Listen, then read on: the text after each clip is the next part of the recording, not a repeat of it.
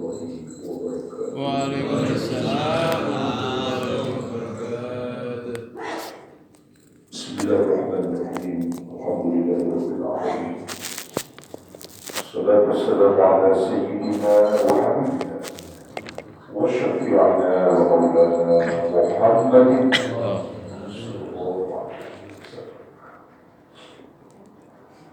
wa ala alihi wa sahbihi ajma'in. Rabbi shrah li sadri wa yassir li amri wahlul 'uqdatam min lisani yafqahu qawli. Yang saya guru kita di samping anak saya Bapak Ustaz Abdi Zayan,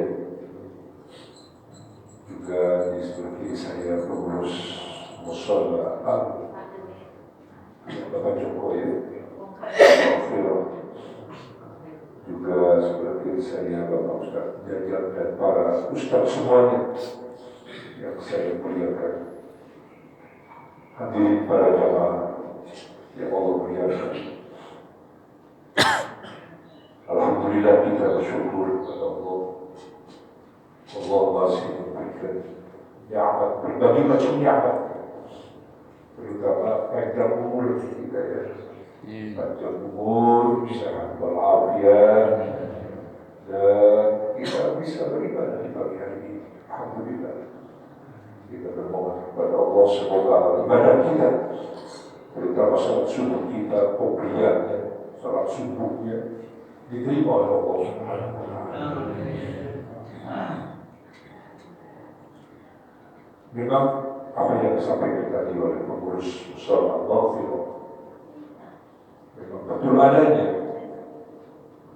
betul adanya bahwa amal ibadah sholat ini amat sangat luar biasa, terutama sholat subuh dan qobliyah subuh secara khusus itu disabdakan oleh Rasulullah SAW. Tapi di waktu subuh ini justru banyak orang yang terlena ya, yang tidak melaksanakan qobliyah, tidak mengerjakan berjamaah. Ini mungkin banyak faktor ya. Tapi di antaranya apa penyebabnya kira-kira ya? Males sih. Apalagi ya? Enak tidur. Apalagi ya? Apa penyebabnya orang atau kita tidak mengerjakan sholat subuh berjamaah? Tapi yang paling pokok barangkali ilmu, pengetahuan tentang bagaimana keutamaan sholat fardu subuh. Bagaimana keutamaan qobliyah subuh, mungkin ini kurang meresap atau belum mantap ini perlu dakwah di guru-guru kita dari jamaah tabligh ini yang luar biasa sebetulnya. Jadi kalau kita udah ikut belajar di perguruan tinggi jamaah tabligh, ini udah mantap kita insya Allah sholat subuh gak bakal ketinggalan. Jadi ini memang perlu kita dorong terus ini memang kita insya Allah. Padahal Masya Allah jaminannya luar biasa. Jaminannya luar biasa. Orang yang mengerjakan sholat subuh, qobliyah subuh, Allah. Para jamaah yang Allah muliakan, kita ada di tahun Hijriah kita ya. Masih ada bulan Muharram ada ya. Tanggal berapa sekarang ya? 24 ya. Udah 23, 1445, Masya Allah.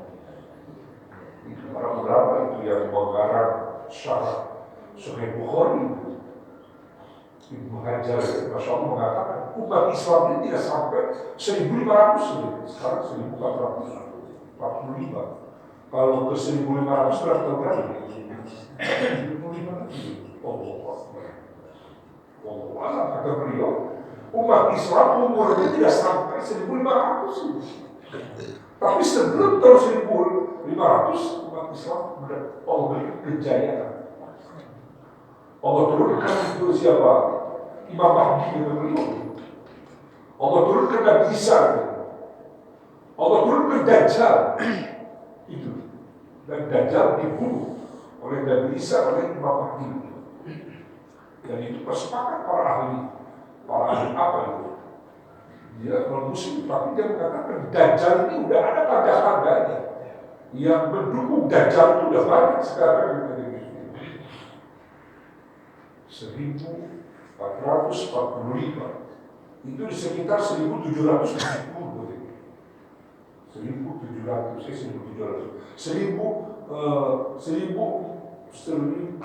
1473 kata beliau. Jadi nggak sampai 1500. Wallahu a'lam ya. Wallahu a'lam itu para ulama yang tahu hanya Allah dan Rasul, tapi para ulama dia benar ada kalau mereka berkomentar. Ini saya ingin membaca kesukaan Nahwi. A'udzubillahi minasyaitonir rajim. Bismillahirrahmanirrahim. Ata amrullah. Fala tasta'jiluhu subhanahu wa ta'ala 'amma yushrikun. Ini surah An-Nahl saya baca. Surah An-Nahl ayat 1. Allah berfirman, ata amrullah, pasti ketentuan Allah datang. Fala tasta'jiluhu, maka kalian jangan minta disegerakan. Ya, jadi ini ayat berhubungan dengan orang-orang kaum musyrikin dulu di zaman Nabi. Mereka minta Muhammad, kapan kiamat terjadi? Itu ngomongnya. Katanya kiamat sudah dekat. Mana azab? Mana siksa? Katanya kami akan disiksa. Nah, kata Allah dijawab, baca ini firman aku kata Allah, pasti datang perintah Allah, ketentuan Allah itu. Padahal tastajiluhu, maka kalian jangan minta disegerakan, kata Allah. Tidak boleh, kata Allah. Subhanahu wa suci Allah, wa ta'ala maha tinggi Allah, apa yusyrikun dari apa yang mereka persekutukan. Nah, jadi ayat ini melarang kepada manusia agar mereka jangan sembarang ngomong, jangan sembarang, jangan asal ngomong. Jadi memang dari dulu memang Nabi itu diolok-olok, dan pengikut Nabi Muhammad, pewaris dan para rasul itu pasti sampai hari kiamat diolok-olok. Sampai sekarang para ulama, para habaib diolok-olok. Apa diolok-olok bahasanya? Diledekin begitu oleh para basir terutama. Yunazzilul malaikat birruhi min amrihi ala man yasha' min ibadihi. Jadi Allah menurunkan malaikat Jibril membawa wahyu, itu perintahnya Allah, kehendaknya Allah. Ala man yasha' kepada orang yang dikehendaki Allah. Min ibadihi dari hamba-hambanya Allah. Jadi malaikat Jibril membawa wahyu kepada hamba-hambanya yang dikehendakinya. Itu atas perintah Allah. Siapa dalam hal ini? Adalah Nabi Muhammad sallallahu alaihi wasallam. Jadi Nabi menerima wahyu dari malaikat Jibril atas perintahnya Allah dan kehendaknya Allah. Begitu. Apa tugas yang diperintahkan oleh Allah kepada hambanya, seorang Rasul, seorang Nabi? Al-Anbiru annahu la ilaha illa ana fa'budni, kata Allah. Misi yang paling utama, yang paling pertama adalah agar memberikan peringatan kepada umat manusia, terutama orang-orang kafir. Ya, kepada seluruh umat manusia. Apa peringatannya? Apa misi yang dibawa oleh para rasul, oleh para nabi? Nah itu, annahu la ilaha illa ana, bahwa sesungguhnya tidak ada Tuhan kecuali aku, kata Allah. Fattaquni, bertakwalah kalian kepada aku. Sholat fardu merupakan perintah Allah.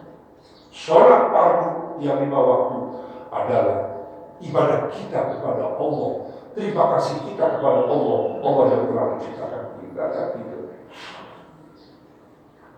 Jadi ini ada mulai dari data fattaquni, yaitu kalimat la ilaha illallah. Tidak ada yang berhak disembah kecuali hanya Allah yang berhak disembah. Allah berhak disembah. Kenapa berhak disembah? Karena Dia yang menciptakan kita. Dia yang menghidupkan kita. Kita berasal dari Dia dan kita akan kembali kepada Dia. Allah Subhanahu. Jadi kewajiban kita bersyukur dan terima kasih kepada Allah, menyembahnya, dan Allah yang menciptakan kita, yang menghidupkan kita, Dia berhak untuk disembah oleh kita. Terus dijelaskan dalam ayat berikutnya. Ini kalau usah jaga, ini saya baca sebagian dalam Quran. Kita kadang-kadang ceramah gaul kemana-mana, Al-Quran jarang dibaca oleh kita. Dan kita malas membaca Al-Quran, mendengarkan Al-Quran. Tapi insya Allah mudah-mudahan ya, kita termasuk orang-orang yang mencintai Al-Quran. Karena Al-Quran ini adalah mukjizat terbesar. Al-Quran inilah mukjizat yang menenggelamkan mukjizat para rasul-rasul dahulu. Dan Al-Quran adalah mukjizat yang ada sampai hari kiamat, bahkan sampai ke akhirat. Inilah Al-Quran di hadapan kita yang oleh kita diabaikan. Itu Al-Quran kadang-kadang berdebu. Dan sentuh oleh kita itu Al-Quran. Padahal itu Al-Quran mukjizat terbesar. Siapapun yang membacanya, selamat dia, berkah dia. Orang Masya Allah, itu mukjizat yang selesai dalam Al-Quran. Kemudian dalam ayat ini Allah berfirman, seperti mana, seperti apa, mana itu Allah? Allah menjelaskan dirinya. Khalaqas samawati wal ardh bil haqqi ta'ala amma yusyrikun. Allah itu adalah yang menciptakan langit, yang menciptakan bumi bil haqqi, dengan sebenar-benarnya. Adakah yang mengaku aku yang menciptakan langit dan bumi? Enggak ada, kecuali tidak Allah. Hanya Allah. Jadi Allah adalah yang menciptakan langit dan bumi dan isinya bil haqqi, dengan benar. Ta'ala maha tinggi Allah. Apa yusyrikun, dari apa-apa yang mereka persekutukan. Itu manusia ini. Ya. Menyembah kepada selain Allah, menyekutukan Allah itu mereka. Kepada Allah mengakui iya yang menciptakan langit bumi Allah, tapi juga disembah selain Allah gitu. Dan itu orang-orang musyrik itu tentunya. Buat kita hanya Allah yang berhak disembah oleh kita. Khalaqal insana min nutfatin fa idza huwa khasimun mubin. Dia Allah yang menciptakan manusia min nutfatin, dari air mani. Masya Allah ya. Fa idza huwa khasimun mubin, maka tiba-tiba itu manusia khasimun, apa khasib? Memusuhi. Ya, memusuhi kepada Allah, memusuhi kepada rasul-rasulnya Allah. Kalau sekarang rasulnya udah wafat, kepada para ulama, kepada para habaib dimusuhin, dicurigain, dituduh radikal, dituduh apa namanya itu para ulama, ekstremis, teroris. Allah Akbar. Padahal kata Allah, Dia Allah yang menciptakan manusia dari air mani. Bukan. Coba perhatikan dari kita pagi-pagi, kita berpikir. Kita diciptakan dari air mani, dari air sperma. Bisa kok. Hebat kan coba kira-kira itu? Ya Allah, dari air sperma. Bisa jadi begini, kita hebat itu. Bagaimana prosesnya? Jelaskan Al-Quran, dijelaskan dalam hadis. Jadi itu air sperma orang tua kita, bapak ibu kita, itu ditaruh di rahim ibu kita, nempel di rahim ibu kita, nempel Pak. Kayak dicangkok gitu lebih. Nempel di rahim itu enggak copot, nempel. Tapi nempelnya itu segumpal air mani dulu, terus segumpal darah, terus segumpal daging. Masya Allah, subhanallah. Ini mungkin kita belum pernah bertanya, ini saya diciptakan dari apa? Jadi pagi ini kita diingatkan oleh Allah, kamu diciptakan oleh aku dari air sperma. Kok kamu sombong? Kok kamu memusuhi aku betul? Rasul-rasulku dimusuhi, para ulama, para kiai dimusuhi, dicurigai, dituduh, dipenjarakan. Ini manusia bodoh amat ya. Jadi keterlaluan kalian kata Allah. Aku yang menciptakan kalian dari air mani, begitu hebat, punya kekuatan, punya jabatan, punya kekayaan, punya rumah, punya mobil. Sombong dia, lupa kepada asal kejadiannya, bahwa dirinya diciptakan oleh Allah dari air mani. Bahkan yang lebih parahnya lagi, Faidah huwa khasimun mubin, dia begitu jadi orang yang hebat, punya kekayaan, punya jabatan, punya anak buah, memusuhi Allah, memusuhi Rasul-Rasul Allah, memusuhi para ulama, memusuhi para kiai, memusuhi para habaib. Masya Allah, keterlaluan. Coba mari para jamaah merenung coba kita. Pak, nangis kita, Pak, malu kita. Ya Allah, lupa kita ini kepada asal kejadian kita, bahwa kita diciptakan oleh Allah dari air mani. Lupa itu semuanya kita. Terus dalam ayat ini Allah berfirman, wal an'ama khalaqaha lakum, dan Allah yang menciptakan hewan ternak. Hewan ternak itu. Khalaqaha, Allah menciptakannya kepada itu hewan ternak lakum, untukmu. Kalimat lakum itu Al-Quran. Wal an'ama khalaqaha lakum, Allah yang menciptakan itu hewan ternak, ya, dengan banyak banyaknya hewan ternak, itu semua lakum untukmu kata Allah. Bihadikun wa manafiun wa minha ta'kulun. Nah, pada binatang ternak itu ada bahan untuk menghangatkan badanmu. Jadi wol itu kan, wol itu bulu pakaian yang mahal, itu kan dari bulu binatang itu. Dijadikan kebanggaan dan mahal itu, dijadikan pakaian ketika musim dingin.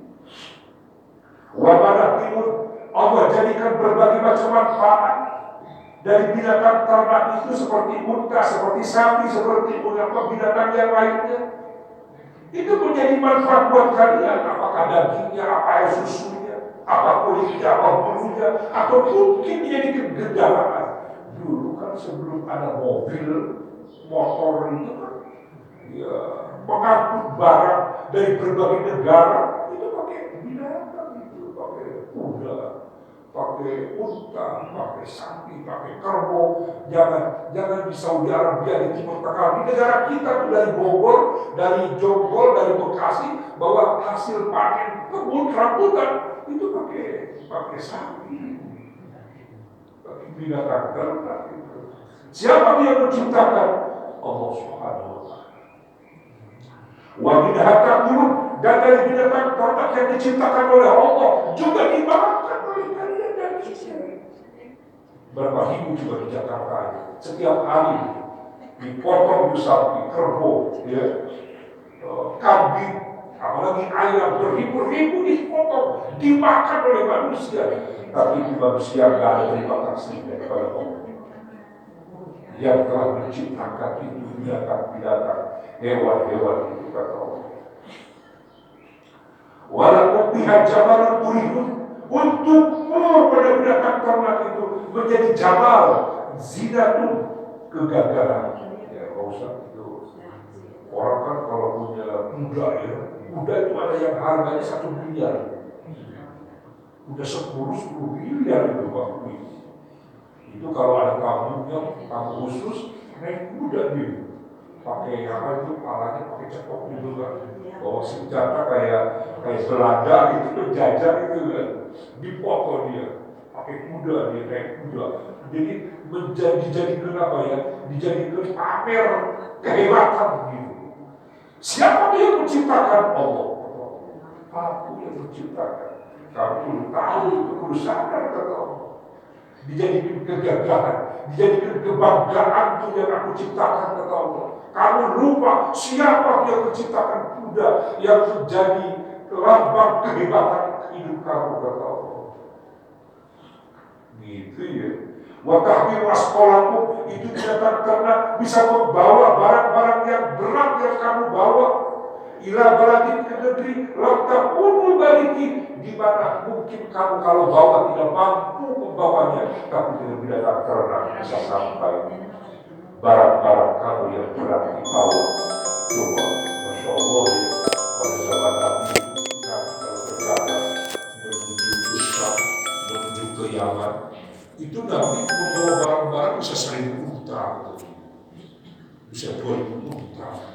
Oh, barang dijual ke Syam. Punya Siti Khadijah. Kan Siti Khadijah ini wanita kami gitu, yang melihat kalau saudara saya. Dan itu Nabi itu yang membawanya, dan Nabi dilihat oleh Siti Khadijah. Ya Nabi, cerdas sekali, jujur benar gitu. Yang akhirnya dikirim suaminya begitu.